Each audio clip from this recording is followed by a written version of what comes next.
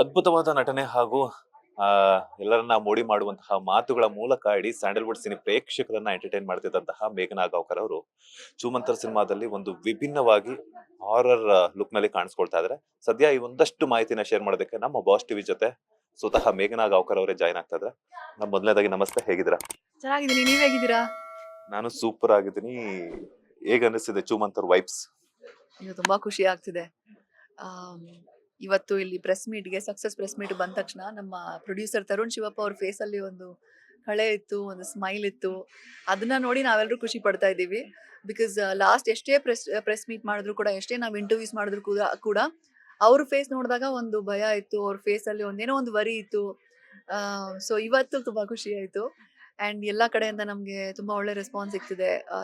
2025ನೇದು first super hit cinema. ಆ ಖುಷಿನೇ ಬೇರೆ. ನಮ್ಮ ಸಿನಿಮಾ ಈ ವರ್ಷದ ಫಸ್ಟ್ ಸೂಪರ್ ಹಿಟ್ ಅಂತ ತುಂಬಾ ಖುಷಿ ಆಗ್ತಿದೆ.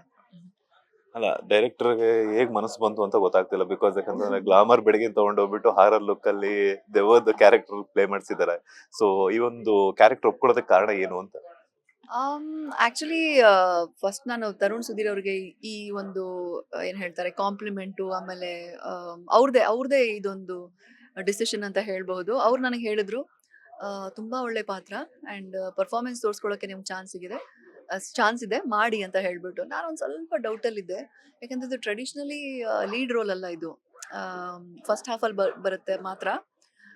ಬಟ್ ನನಗನ್ಸ್ತು ಕರೆಕ್ಟು, ಇವ್ರು ಹೇಳೋದು ಕರೆಕ್ಟು. ಎಲ್ಲ ಆಕ್ಟರ್ಸ್ಗೆ ಒಂದಿರುತ್ತಲ್ವಾ, ನಾವು ದೆವ್ವ ತರ ಕಾಣಿಸ್ಕೊಳ್ಬೇಕು, ಒಂದು ರೊಮ್ಯಾನ್ಸ್ ಅಲ್ಲಿ ಕಾಣಿಸ್ಕೊಳ್ಬೇಕು, ಹಂಗೆ ಹಿಂಗೆ ಅಂತ. ನನಗೆ ಹಾರರ್ ಅಲ್ಲಿ ನಾನ್ ದೆವ್ವ ಆಗಿರ್ಬೇಕು ಅಂತ ಒಂದು ಒಂದು ಆಸ್ ಅನ್ ಆಕ್ಟರ್ ನನಗೆ ಅದಿತ್ತು. ಓಕೆ ಮಾಡೋಣ ಅಂತ ಮಾಡಿದೆ. ತುಂಬಾ ಚೆನ್ನಾಗಿ ಮೂಡ್ ಬಂದಿದೆ. ಆಮೇಲೆ ಸೋಷಿಯಲ್ ಮೀಡಿಯಾಲಿ ಎಲ್ಲರೂ ಟ್ಯಾಗ್ ಮಾಡ್ತಾ ಇದ್ದಾರೆ, ಮೆಸೇಜಸ್ ಕಳಿಸ್ತಾ ಇದ್ದಾರೆ. ಆ ಪೋರ್ಷನ್ ಅಂತೂ ಸೂಪರ್ ಆಗಿದೆ, ಬಂದಿದೆ ಮೇಡಮ್, ಪರ್ಫಾರ್ಮೆನ್ಸ್ ಎಷ್ಟು ಚೆನ್ನಾಗಿದೆ, ಹಂಗೆ ಹಿಂಗೆ ಅಂತ. ನಮಗೆ ಆಸ್ ಆರ್ಟಿಸ್ಟ್ ಇದೇ ಖುಷಿ. ಈ ಹಾರರ್ ಕ್ಯಾರೆಕ್ಟರ್ ನ ಪ್ಲೇ ಮಾಡೋದಕ್ಕೆ ಯಾವ ಒಂದು ಸಿನಿಮಾ ಸ್ಫೂರ್ತಿ ಅಥವಾ ಯಾವ ಒಬ್ಬ ನಟ ಅಥವಾ ನಟಿ ಸ್ಫೂರ್ತಿ ಅಂತ? ಇಲ್ಲ, ನನಗೆ ಕನ್ನಡ ಸಿನಿಮಾ ಇಂಟ್ರೊಡಕ್ಷನ್ ಆದಾಗಿಂದ ನಾನು ತುಂಬಾ ಚಿಕ್ಕವಳು. ಫಸ್ಟ್ ನಾನು ಹಾರರ್ ಸಿನಿಮಾ ನೋಡಿದ್ದು ನಾನೇನ ಬಿಡಲಾರೆ, ಅನಂತ್ ನಾಗ್ ಸರ್ ಪರ್ಫಾರ್ಮ್ ಮಾಡಿದ್ರಲ್ವಾ, ಅದನ್ನೇ ನೋಡ್ಬಿಟ್ಟು ನಾನು ತುಂಬಾ ಶಾಕ್ ಆಗಿದೆ. ಓ ಮೈ ಗಾಡ್, ಏನಿದು, ಹಿಂಗೆ ಹಾರರ್ ಅಂದ್ರೆ ಹಿಂಗಿರುತ್ತಾ, ದೆವ್ವ ಅಂದ್ರೆ ಹಿಂಗಿರುತ್ತಾ ಅಂತ. ಆಸ್ ಅನ್ ಆಕ್ಟರ್ ಅದು ತುಂಬಾ ಚಾಲೆಂಜಿಂಗು. ಒಂದ್ ಮೇಲ್ ಬಾಡಿಯಲ್ಲಿ ಫೀಮೇಲ್ ದೆವ್ವ ಹೋಗ್ಬಿಟ್ಟು ಒಂದು ಪರ್ಫಾರ್ಮ್ ಮಾಡೋದು ನೆಕ್ಸ್ಟ್ ಲೆವೆಲ್ ಅದು ಆಕ್ಚುಲಿ. ಸೊ ನನಗನ್ಸಿತ್ತು, ನಾನು ಆಕ್ಟರ್ ಆದ ಮೇಲೆ ನನಗನ್ಸಿತ್ತು ಒಂದು ಒಂದು ದೆವ್ವದ ಕ್ಯಾರೆಕ್ಟರ್ ನಾನು ಮಾಡಬೇಕು ಅಂತ ಹೇಳ್ಬಿಟ್ಟು. ಸೊ ಅದೇ ಒಂದು ರೀತಿಲಿ ನನ್ನ ಚೈಲ್ಡ್ಹುಡ್ ಇನ್ಸ್ಪಿರೇಷನ್ ಅಂತ ಹೇಳ್ಬೋದು ಅನಂತ್ ನಾಗ್ ಸರ್ದು. ಅದು ಬಿಟ್ರೆ ನಾನು ಸಾಕಷ್ಟು, ಅಂದ್ರೆ ನನ್ಗೆ ದೆವ್ವದ ಸಿನಿಮಾ ನೋಡೋದು ಭಯ. ಬಟ್ ಆದ್ರೂ ಫ್ರೆಂಡ್ಸ್ ಜೊತೆಲಿ ಅವಾಗ ಇವಾಗ ನೋಡ್ತೀನಿ.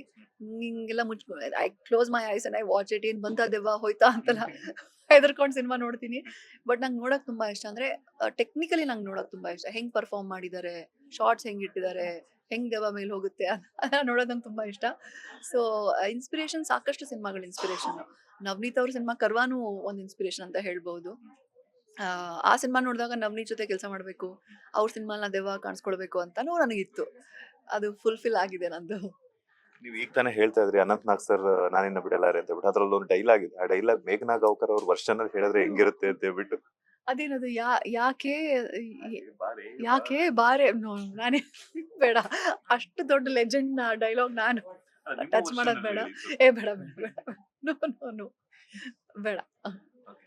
ಸೊ ಚೂಮಂತರ ಆಯ್ತು. ಸೊ ಮತ್ತೆ ಒಂದಷ್ಟು ಸಿನಿಮಾಗಳ ಮೂಲಕ ನೀವು ಬರ್ತಾ ಇದ್ರೆ ಯಾವ ಸಿನಿಮಾಗಳ ಬಗ್ಗೆ ಹೇಳೋದಾದ್ರೆ? ಇವಾಗ ನೆಕ್ಸ್ಟ್ ಸಿನಿಮಾ ಶೂಟಿಂಗ್ ನಡೀತಾ ಇದೆ. ಅದ್ರ ಬಗ್ಗೆ ಮಾತಾಡೋ ಪರ್ಮಿಷನ್ ಇಲ್ಲ ನನಗೆ. ಬಟ್ ತುಂಬಾ ಒಳ್ಳೆ ರೋಲು. ಹೌದು, ಅಂದ್ರೆ ಒಳ್ಳೊಳ್ಳೆ ಆಕ್ಟರ್ಸ್ ಇದ್ದಾರೆ ಆ ಸಿನಿಮಾ ಅಲ್ಲಿ. ಶೂಟಿಂಗ್ ಸ್ಟಾರ್ಟ್ ಆಗಿದೆ. ಬಟ್ ಇವಾಗ ಸ್ಕೆಡ್ಯೂಲ್ ಬ್ರೇಕ್ ಇದೆ and I am here for promotions ಅಲ್ವಾ. ಸೊ ಗೋಯಿಂಗ್ ಆನ್, ಚೆನ್ನಾಗಿ ನಡೀತಾ ಇದೆ. ಒಂದಷ್ಟು ಸಿನಿಮಾ ಅಂದ್ರೆ ನನ್ಗೇನಂದ್ರೆ, ಚಾರ್ಮಿನಾರ ಆದ ನಂತರ ಒಂದ್ ಸ್ವಲ್ಪ ಬ್ರೇಕ್ ಇತ್ತು. ಆಮೇಲೆ ಸಿಂಪಲ್ ಆಗಿನ ಒಂದು ಲವ್ ಸ್ಟೋರಿ ಆದ ನಂತರನು ಒಂದ್ ಸಣ್ಣ ಬ್ರೇಕ್. ನನ್ ಮನ್ಸಲ್ಲಿ ಏನಿತ್ತು ಅಂದ್ರೆ, ನನಗ್ ಅನ್ಸಿತ್ತು ನಾನು ಒಳ್ಳೆ ಆರ್ಟಿಸ್ಟು, ನಾನು ತುಂಬಾ ಸಿನಿಮಾಗಳು ಮಾಡ್ಬೇಕು ಅಂದ್ರೆ ಒಂದು ಹಸಿವು ಅಂತ ಹೇಳ್ತಾರಲ್ವಾ. ಥ್ಯಾಂಕ್ಫುಲಿ ನಂಗೆ ರೀಸೆಂಟ್ ಇಂದ ಪಾಸ್ಟ್ 4-5 years ಇಂದ back to back cinema release ಆಗ್ತಿದೆ. ಅದೇ ಖುಷಿ ನನಗೆ. ಇದೇ ಕಂಟಿನ್ಯೂ ಆಗ್ಲಿ ಅಂತಾನೆ ನಾನು ಪ್ರೇ ಮಾಡ್ತಾ ಇದ್ದೀನಿ. ನಿಮ್ ಕೈ ನೋವು ಆಗ್ತಿದೆ, ನಾನು ಹಿಡ್ಕೊಳ್ತೀನಿ. ಓಕೆ. ಸಿನಿಮಾ ರಂಗಕ್ಕೆ ಬಂದಾಗಿಂದನೂ ಸಹ ನಿಮ್ಮ ಒಂದು ಗ್ಲಾಮರಸ್ ಆಗಿರ್ಬೋದು ಅಥವಾ ಒಂದು ಮೇಂಟೆನೆನ್ಸ್ ಅನ್ನೋದು ತುಂಬಾ ಇಂಪಾರ್ಟೆನ್ಸ್ ಆಗುತ್ತೆ. ಯಾವುದೇ ಒಬ್ಬ ನಟನಿಗಾಗಿರ್ಬೋದು, ನಟಿಗಾಗಿರ್ಬೋದು. ನೀವು ಬಂದಾಗಿಂದ ನಿಮ್ಮ ಸ್ಕಿನ್ ಆಗಿರ್ಬೋದು ಅಥವಾ ಲೈಕ್ ಜಿಮ್ ವರ್ಕೌಟ್ ಮಾಡ್ಕೊಂಡು ಮಾಡುವಂತದ್ದಾಗಿರ್ಬೋದು, ಅದು ಎಷ್ಟು ಕಷ್ಟ ಅಂಡ್ ಈ ಸಕ್ಸಸ್ ಏನು ಅಂತ, ಇದ್ರ ಮಂತ್ರ ಏನಾದ್ರು ಇದೆಯಾ ಅಂತ? Thank you for the compliment first of all. ಅಂದ್ರೆ ನೀವು ಚೆನ್ನಾಗಿ ಮೇಂಟೈನ್ ಮಾಡ್ಕೊಂಡ್ ಬಂದಿರಾ, ಇವಾಗ್ಲೂ ಚೆನ್ನಾಗಿ ಕಾಣ್ತೀರಾ. ಹೌದು, ನನಗೆ ಸಿನಿಮಾ ಇಂಡಸ್ಟ್ರಿ ಬಂದಿದ್ದೀನಿ ಅಂತ ಅಲ್ಲ, ನನ್ಗೆ ಮುಂಚೆಯಿಂದನೂ ಇದ್ರ ಬಗ್ಗೆ ನಂಗೆ ಒಂದು ಸ್ವಲ್ಪ ನಾಲೆಜ್ ಇತ್ತು. ಅಂದ್ರೆ ನಾನು ಯಾವುದೋ ಒಂದು ಬುಕ್ಕಲ್ಲಿ ಓದಿದೆ, ನಾನ್ ವೆಜ್ ತಿಂದ್ರೆ ಆ ಒಂದು ಯೂತ್‌ನ ನೀವು ಮೇಂಟೈನ್ ಮಾಡ್ಬೇಕು ತುಂಬಾ ವರ್ಷ ಅಂದ್ರೆ ನಾನ್ ವೆಜ್ ಬಿಟ್ಬಿಡ್ಬೇಕು ಅಂತ ಯಾವುದೋ ಒಂದು ಬುಕ್ಕಲ್ಲಿ ಚಿಕ್ಕವಳಿದ್ದಾಗ ಓದಿದ್ದೆ. ಅದನ್ನ ನಾನು ಬಿಟ್ಬಿಟ್ಟೆ. ಆಮೇಲೆ ನಮ್ಮ ಹೆಲ್ತ್‌ಗೆ ಏನು ಒಳ್ಳೇದು, ವರ್ಕೌಟು, ಒಳ್ಳೆ ಊಟ, ವೆಜಿಟೇರಿಯನ್ ಫುಡು, ಅದನ್ನೆಲ್ಲ ನಾನು ಬುಕ್ಕಲ್ಲಿ, ಸಿನಿಮಾಗಳಲ್ಲಿ ಯಾರಾದರೂ ಹೇಳಿದ್ರೆ ಒಂದು ಮೆಂಟಲ್ ನೋಟು ಅಥವಾ ಎಲ್ಲಾದ್ರೂ ಬರ್ಕೊಂಡು ಇಟ್ಕೊಳ್ಳೋದು. ಆಮೇಲೆ ನಮಗೆ ಆಸ್ತಿ ಅನ್ನೋದು ಇಲ್ಲಿ ಏನೂ ಇಲ್ಲ. ನಾವು ಬಂದಿರೋದು ಖಾಲಿ ಕೈಯಲ್ಲಿ, ಹೋಗೋದು ಖಾಲಿ ಕೈಲಿ.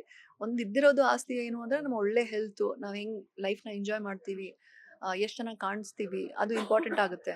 ಆಮೇಲೆ ನಾವು ಒಂದು ಗ್ಲಾಮರ್ ಇಂಡಸ್ಟ್ರಿ ಅಂತ ಹೇಳೋದಕ್ಕಿಂತ ನಾವು ಒಂದು ವಿಜುವಲ್ ಇಂಡಸ್ಟ್ರಿಯಲ್ಲಿದ್ದೀವಿ. ನಾವು ನೋಡಿ ಖುಷಿ ಪಡುವಂತ ಒಂದು ಇಂಡಸ್ಟ್ರಿ ಅಲ್ವಾ? ಸೊ ಅದರಲ್ಲಿ ಯಾರೋ ಒಬ್ರು ಚೆನ್ನಾಗಿ ಕಾಣ್ತಿದ್ದಾರೆ ಅಂದ್ರೆ ನಿಮ್ಗೆ ನೋಡ್ಬೇಕು, ಖುಷಿ ಆಗ್ಬೇಕು. ಓ, ನಮ್ಮ ಕನ್ನಡ ಇಂಡಸ್ಟ್ರಿಲೂ ಇಷ್ಟು ಚೆನ್ನಾಗಿ ಕಾಣಿಸೋರು ಇದ್ದಾರಾ, ಇಷ್ಟು ಚೆನ್ನಾಗಿ ಮೇಂಟೈನ್ ಮಾಡ್ತಾರೆ, ಆಮೇಲೆ ದೇ ಪ್ರೆಸೆಂಟ್ ದೆಮ್ಸೆಲ್ವ್ಸ್ ವೆಲ್ ಅಂತ ಹೇಳಿದಾಗ ನನಗದು ತುಂಬಾ ಇಷ್ಟ ಆಗುತ್ತೆ.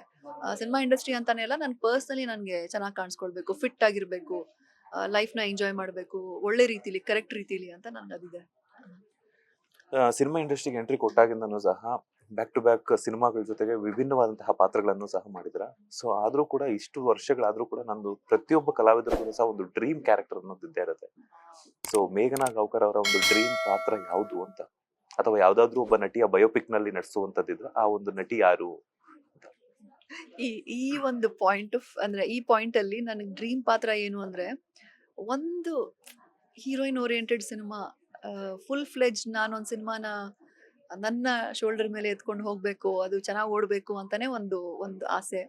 ಯಾಕೆಂದ್ರೆ ನಾವು ಯುನೋ ನಮ್ಮ ಇಂಡಸ್ಟ್ರಿ ಆಗಿರ್ಲಿ, ನಮ್ಮ ಸೊಸೈಟಿ ಆಗಿರ್ಲಿ, it is a male dominated society. ಅದರಲ್ಲೇನು ತಪ್ಪಿಲ್ಲ. ಬಟ್ ಫೀಮೇಲ್ ಕ್ಯಾರೆಕ್ಟರ್ಸು ಒಂದು ಆಸ್ ಹೀರೋಸ್ ಕಾಣಿಸ್ಕೊಳ್ಬೇಕು ಅಂತ ನಂದೊಂದು ಆಸೆ ಇದೆ. ಅದರಲ್ಲಿ ನಾನು ಒಂದು ಒಳ್ಳೆ ಸಿನಿಮಾ ಮಾಡಬೇಕು ಅಂತಾನೂ ಆಸೆ ಇದೆ. ಅದೇ ಒಂದು ಡ್ರೀಮ್ ಕ್ಯಾರೆಕ್ಟರ್. ಅಂದ್ರೆ ಯಾವ ತರ ಕ್ಯಾರೆಕ್ಟರ್ ಫಿಮೇಲ್ ಓರಿಯೆಂಟೆಡ್ ಅಂತಂದ್ರೆ, ಬಿಕಾಸ್ ಯಾಕಂತಂದ್ರೆ ಕೆಲವೊಬ್ರು ಇವಾಗ ತೆಲುಗಲ್ಲೆಲ್ಲ ನಾವು ನೋಡಿರ್ತೀವಿ, ನಮ್ಮ ಕನ್ನಡದವರೇನೆ ಅನುಷ್ಕಾ ಶೆಟ್ಟಿ ಎಲ್ಲ ಮಾಡಿದ್ರು, ಅರುಂಧತಿ ಆಗಿರ್ಬೋದು, ಇನ್ನೊಂದಷ್ಟು ಸಿನಿಮಾಗಳೆಲ್ಲಾನು ಸಹ. ಸೊ ನಿಮ್ಗೆ ಆ ತರದ್ದು ಏನಾದ್ರು ಡೆವೋಷನಲ್ ಆಗಿರ್ಬೋದು, ಅಥವಾ ಬೇರೆ ಖಡಕ್ ಪೊಲೀಸ್ ನಮ್ಮ ಮಾಲಾಶ್ರೀ ಅವ್ರ ತರ ಆಗಿರ್ಬೋದು, ಈ ತರ ಏನಾದ್ರು ಇಂಥದ್ದೇ ಪರ್ಟಿಕ್ಯುಲರ್ ಕ್ಯಾರೆಕ್ಟರ್ ಬೇಕು ಅಂತ ಏನಾದ್ರು ಆಸೆ ಇದೆಯಾ ಅಂತ? ಸರ್, ನೀವು ಆಕ್ಚುಲಿ ತುಂಬಾ ಒಳ್ಳೆ ರೆಫರೆನ್ಸಸ್ ಕೊಟ್ರಿ. ನನ್ನ ಲೈಫಲ್ಲಿ ಇನ್ಸ್ಪಿರೇಷನ್ ಅವರೇನೆ. ನೀವೇನು ಹೇಳಿದ್ರಲ್ವಾ, ಮಾಲಾಶ್ರೀ ಮ್ಯಾಮು, ರಾಣಿ ಮಹಾರಾಣಿ ಆಗಿರ್ಲಿ, ಅವ್ರು ಸಾಕಷ್ಟು ಸಿನಿಮಾ, ಅವ್ರ ಹೀರೋ ತನ ನನಗೆ ಅವರೇ ಹೀರೋ ಆ ಸಿನಿಮಾಗಳಲ್ಲಿ. ಮೊನ್ನೆ ಅವ್ರು ನಮ್ಮ ಫಂಕ್ಷನ್ಗೆ ಬಂದಾಗ ಕೂಡ ಅವ್ರಿಗೆ ಹೇಳ್ತಾ ಇದ್ದೆ, ಅವ್ರು ಮಾಲಾಶ್ರೀ ಒಂದ್ ಸಿನಿಮಾ ಮಾಡ್ತೀರ ಅಂದ್ರೆ ಒಂದೇನೋ ಮಾತಿದೆ, ಪ್ರೊಡ್ಯೂಸರ್ ಮನೆ ಕಟ್ತಾ ಇದ್ರು ಅಂತೇನೋ ಒಂದು ಮಾತು ನಡೀತಾ ಇರ್ತಂತೆ. ಅದೇ ಒಂದು ಖುಷಿ ನನಗೆ. ಆ ರೀತಿ ಒಂದು ಸಿನಿಮಾಗಳು ಮಾಡ್ಬೇಕು, ಆ ರೀತಿ ಒಂದು ಸ್ಟ್ರಾಂಗ್ ಫೀಮೇಲ್ ಕ್ಯಾರೆಕ್ಟರ್ಸ್ ಆಗಿರ್ಲಿ. ಆಮೇಲೆ ನೀವ್ ಹೇಳ್ದಂಗೆ ಅರುಂಧತಿಯಲ್ಲಿ ಒಂದು ದೇವಿ, ನನಗದು ಆಕ್ಚುಲಿ ಆ ಸಿನಿಮಾ ರೆಫರೆನ್ಸ್ ಅಂತ ಅಲ್ಲ, ನಂಗೆ ತುಂಬಾ ಆಸೆ ಇದೆ. ಅಂದ್ರೆ ಮೈಥೊಲಾಜಿಕಲ್ ಆಗಿ ಒಂದೇನೋ ಒಂದು ಕ್ಯಾರೆಕ್ಟರ್ ಮಾಡ್ಬೇಕು, ದೇವಿ ಕ್ಯಾರೆಕ್ಟರ್ ಮಾಡ್ಬೇಕು. ಅಂಡ್ ಸ್ಟ್ರಾಂಗ್ ಫೀಮೇಲು, ಇದು ಮಾತ್ರ ಅಲ್ಲ, ಸಿಂಪಲ್ ಆಗಿರೋ ಹೆಣ್ಮಕ್ಳು ಇರ್ತಾರಲ್ವಾ, ಅವರಲ್ಲಿ ತುಂಬಾ ಶಕ್ತಿ ಇರುತ್ತೆ.